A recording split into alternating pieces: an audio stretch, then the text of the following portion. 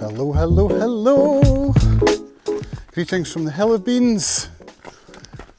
I'm so pumped right now. I want to talk about the power of now. Not the book, the concept, although the book might come into it. And if you can hear my crunchy feet, because I'm walking on snow. We don't get snow often here on the Isle of Arran. Or sunshine for that matter. Today we have both, it's absolutely gorgeous.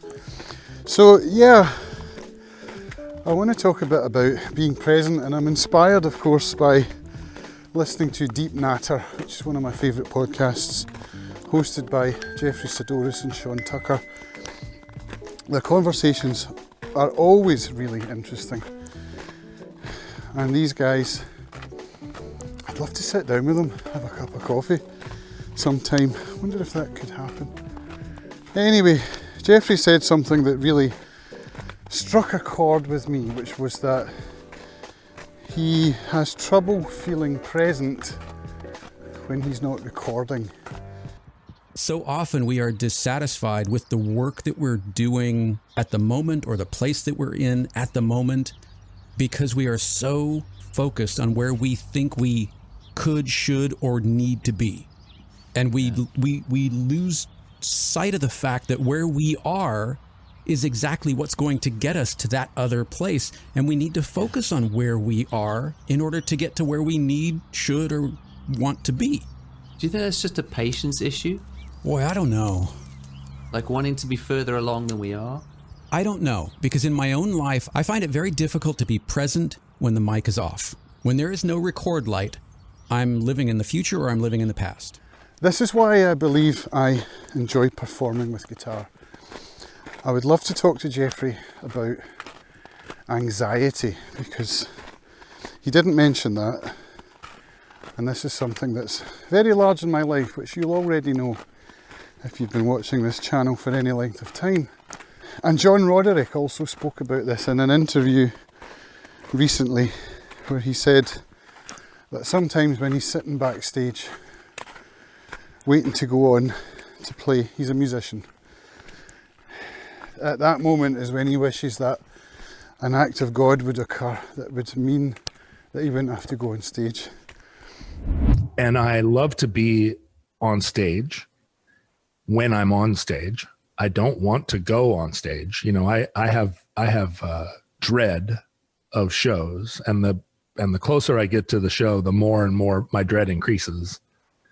And it peaks backstage 15 minutes before the show, where I'm like, if the building caught on fire right now, I would rejoice. Please let there be a natural disaster. But I love being on the stage. And I've actually thought about that.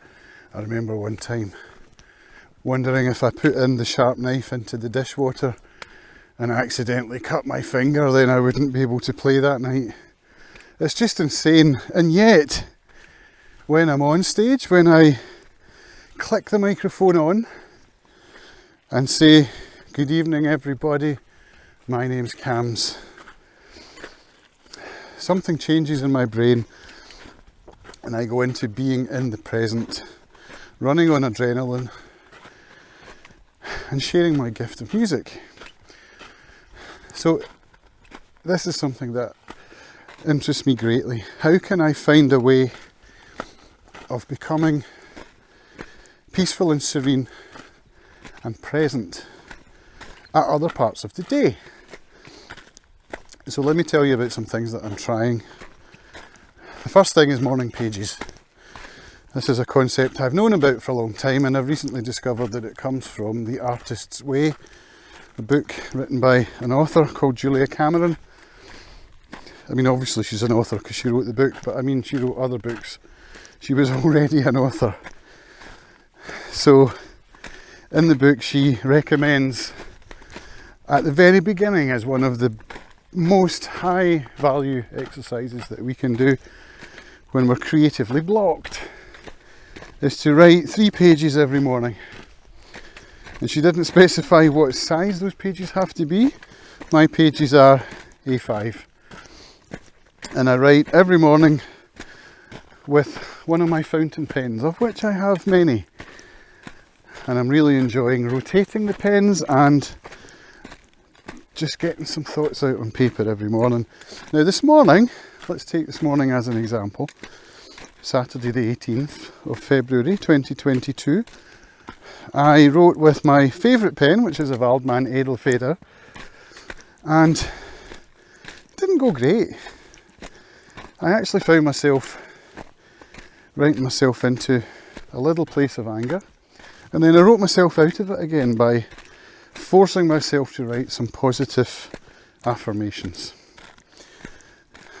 I guess listening to German post-punk hardcore wasn't the best kind of music to put me in a peaceful place, so maybe that had something to do with it, but it came down to frustration. It came down to really when I realised I was going to have to go to the supermarket today, which is a thing that I struggle with mentally. It's not something I enjoy. I mean, who does, right? But it really affects my mental health in a kind of downward spirally way. And so I think when I realised that the electricity was low, I was going to have to go and top that up, and I was going to have to buy milk and stuff. It's like, this German post-punk's making me write angry things. But here's the thing, I got myself back out of it. I got myself into a place of positivity. And then, what did I do then? I just felt better, you know. Now, one of the things I'm noticing over time, that I've been doing this now every morning for, I don't know, 2 months maybe. And I'm noticing that my, how will I put it, my worldview, my mood, everything feels a little lighter. There are still moments of overwhelm where it feels like I'm never going to get everything done I want to get done. But I'm learning. I think this practice, this habit is making me feel looser. The other thing I'm doing is getting up here every day, apart from yesterday, because, I mean, going out would have been a crazy idea yesterday.